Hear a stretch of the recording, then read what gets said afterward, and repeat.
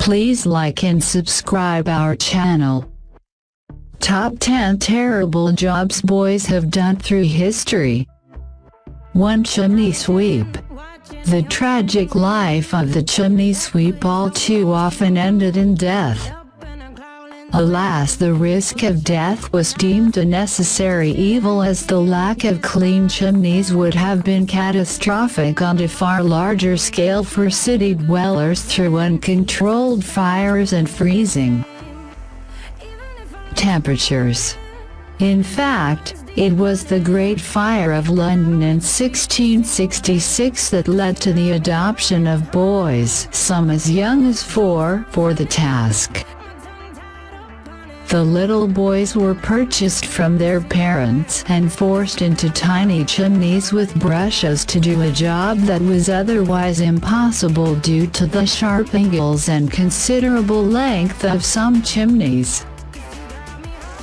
On a good day, a young chimney sweep would clean chimneys through all the daylight hours, and then retire to a miserable meal, sleeping on the floor of his master's own decrepit lodgings. Standing on top of a roof as he prepared to sweep the first chimney of the day, every day, he would know that the sunrise he was seeing may be his last, as there was a very real possibility that this chimney could be the one to finally kill him. By fall, by suffocation, or by becoming stuck tight. In a horribly sad twist on an already tragic tale, the bodies of many of these innocent children remain entombed throughout London and the chimneys that killed them. There has even been speculation that the British Houses of Parliament are riddled with the corpses of dead boys. Even if the bodies were recovered, a lack of records in a time when the life of a poor boy was worth so little, it would be impossible to attribute names to the dead. 2. Mine worker. While we are busy fretting over our children playing video games, we should spare a thought for the boys of days gone by who spent their entire childhood deep beneath the surface of the earth, performing menial tasks for the men who labored to bring coal to the surface to keep the machinery of the world turning.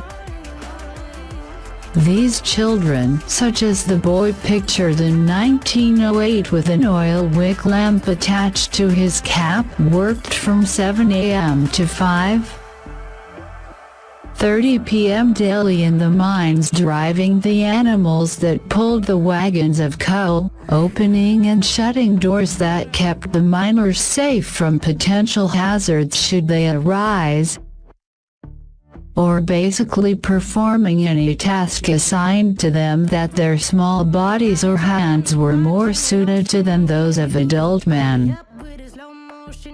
While our children have the promise of a future of opportunities, the boys who worked these mines had no future beyond that of lung disorders and hard labor for a lifetime.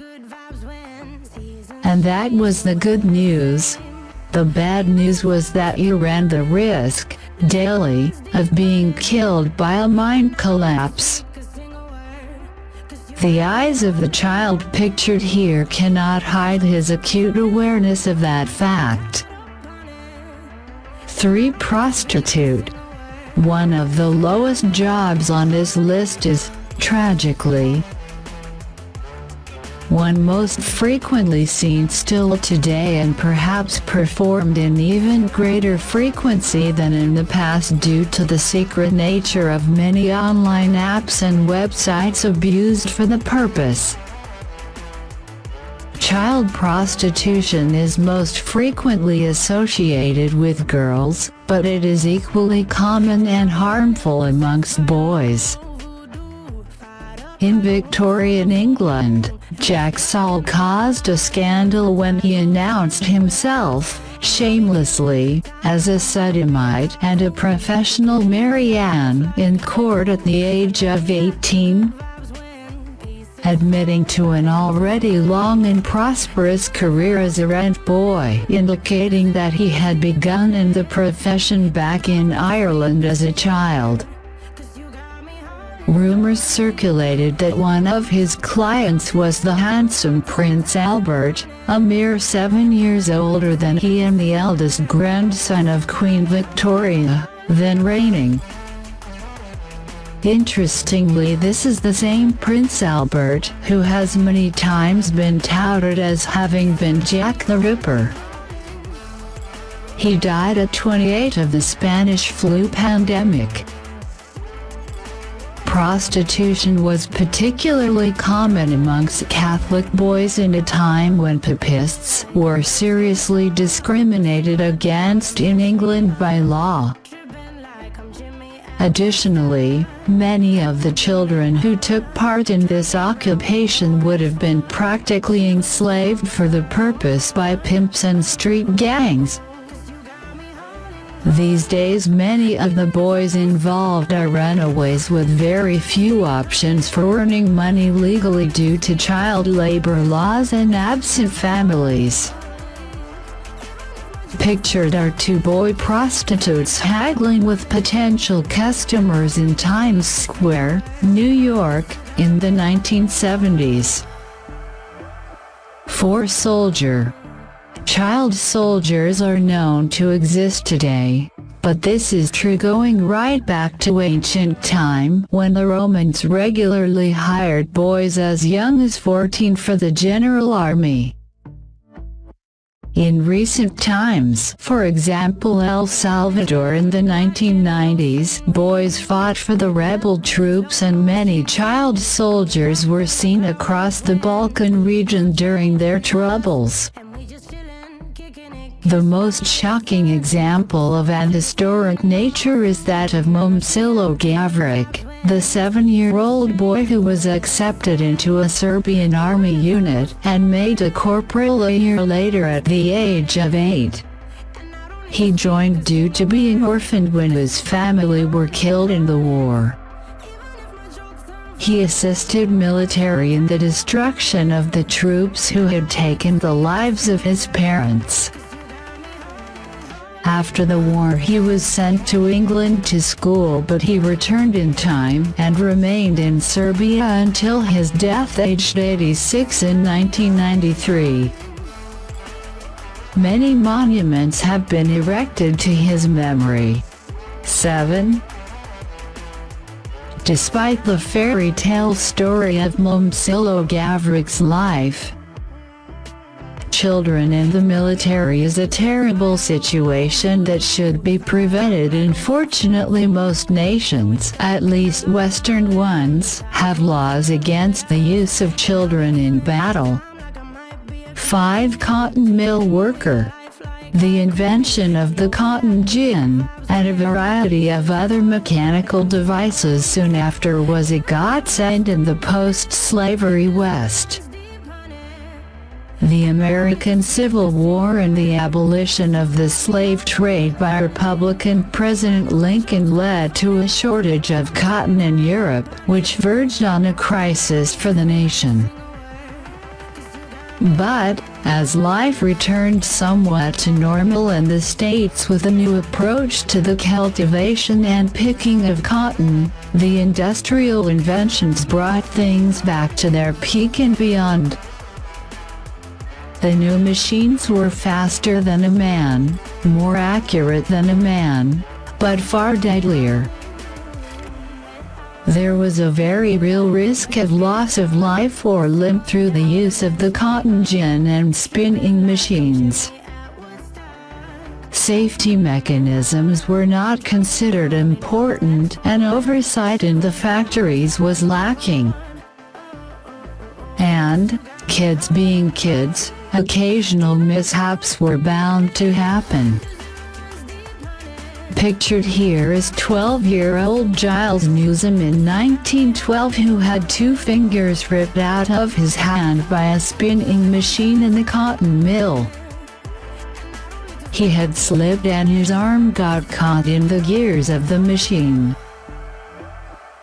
Giles' 11-year-old brother was also working in the factory at the same time.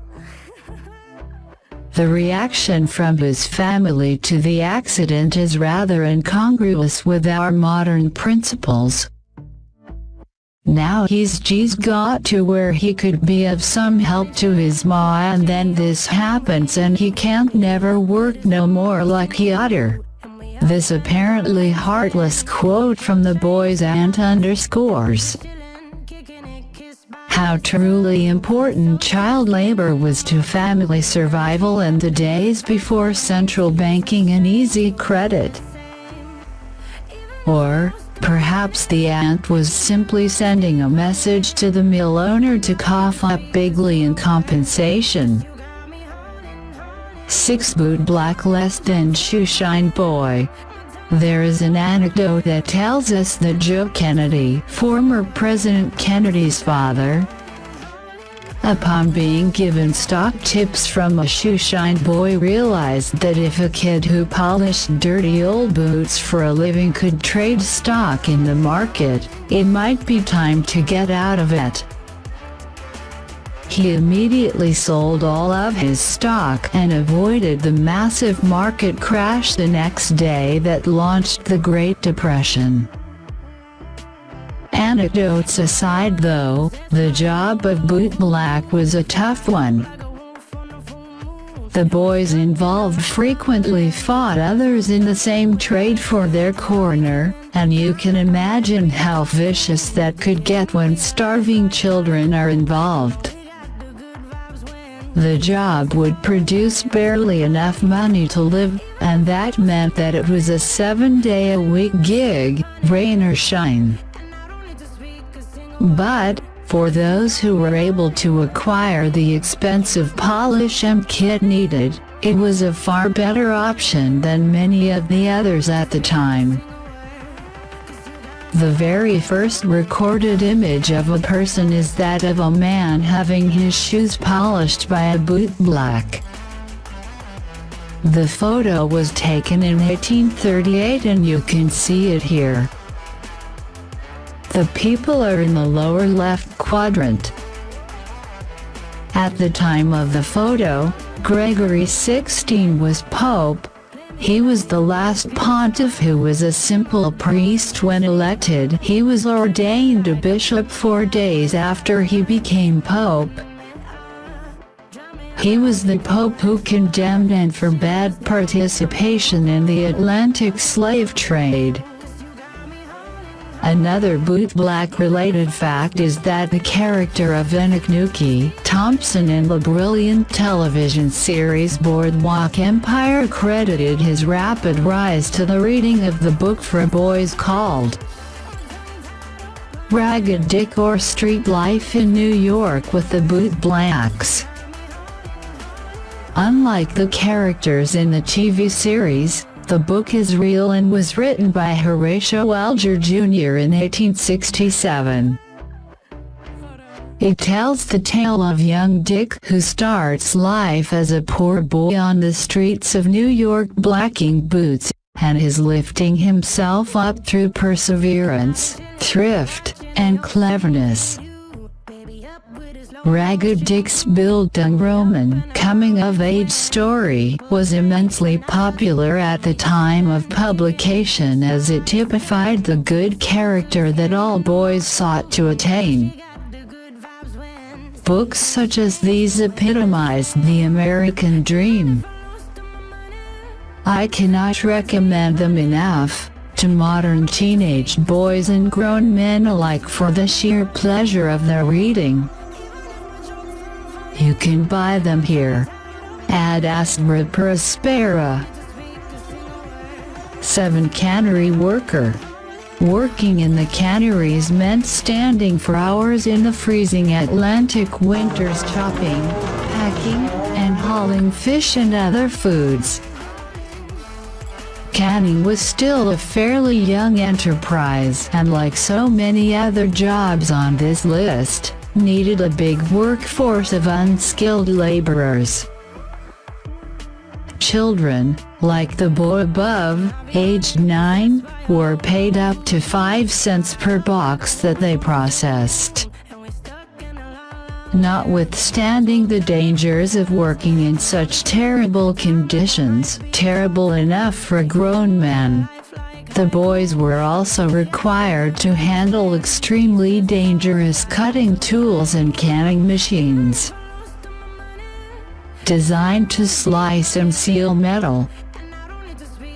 One can only imagine the casualties that would have emerged from the sheds and boatyards where these boys worked. Unfortunately, many of these industries hiring young boys were run by do-gooders, men and sometimes women who felt they were providing a better life for the child by offering them labor.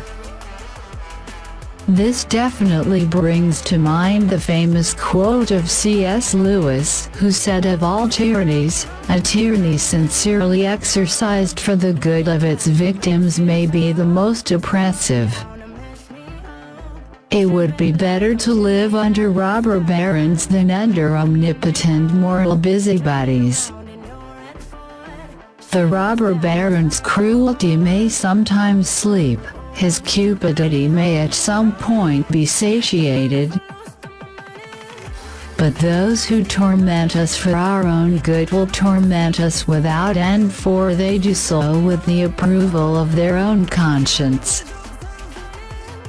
8 Apprenticeships. An apprenticeship for a boy typically began between the ages of 10 and 14. Continuing with the words of Ludwig Boemelmans above, the piccolo was looked upon with envy by the apprentices of plumbers and cobblers. They had the red ears, too, but not enough to eat, and no cigarettes, no drinks, no tips. Considering that in the Middle Ages a boy had to pay to become an apprentice, it was something of a novelty that he would even be paid for the job in the 19th and 20th centuries. Nevertheless, it was difficult work and punishments were liberally delivered by the tradesmen who took these boys on.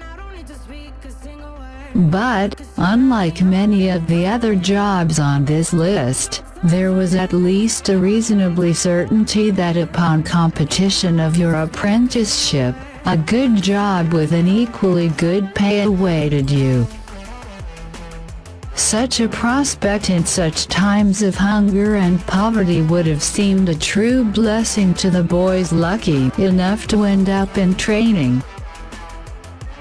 My, how the world has changed. 9 Piccolo. Ludwig Boemelmans, author of the Madeline series of books for children, described the lives of the piccolos in his fantastic book When You Lunch with the Emperor. The book is about his youth as an immigrant boy from Austria working in the New York Ritz during the Great Depression. The book recounts vivid and seedy tales from the underbelly of the New York Ritz, where he worked as a young man during the Great Depression, after emigrating from Austria-Hungary. The child piccolo is an institution in all European restaurants. His head barely reaches above the table. His ears are red and stand out, because everybody pulls them.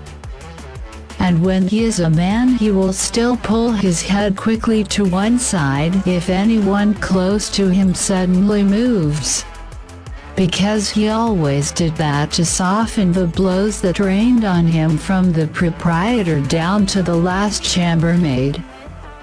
They hit him mostly out of habit. He goes on to add, when one sees one of those old waiters leaning on a chair, with ugly lightless eyes and a dead face that is filled with misery and meanness, one is seeing that little boy grown old. with flat crippled feet on which he has dragged almost to the end of his useless life his dead childhood. The piccolo worked from 6 a.m. till 11 p.m. and his job was to do everything undesirable that no one else wanted to do. He cleaned the ashtrays. He scraped the old food from plates. He folded newspapers, washed dishes, carried water, and spent half the day bowing to his superiors.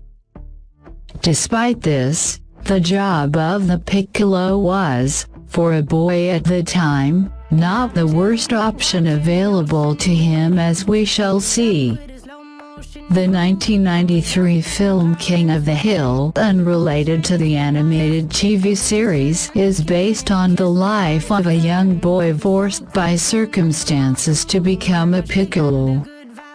It is considered to be Steven Soderbergh's most underrated picture, so it is worth a look. 10. Farming. Farming as a job for children remains, to this day, a big part of life on family-owned farms, but in the past children would work wherever they could and for whomever they could. That meant back-breaking laborious hours under the blistering sun, being paid a pittance. Without parents in charge, little leniency was offered when a boy fell ill or was overwhelmed by the job. This is an industry that also hired many girls for less arduous jobs such as sorting of fruit and vegetables. Children provided extremely cheap and sometimes nearly free labor for farmers who had profit margins that were minuscule in extremely difficult times. Not only was the Depression raging, but the Dust Bowl was forming and the world was reeling from the aftermath of the Great War, and readying itself, perhaps subconsciously, for the next one. Child labor was largely ended in the U.S. in 1938 as part of the efforts to deal with the Great Depression. It was reasoned that by banning children from work, unemployed men would be able to take up those jobs. Combined with laws to compel the payment of higher wages as well as unionizing efforts in certain industries, it had the desired effect, and children were, for the first time in modern history, allowed to be children. Thank you for watching.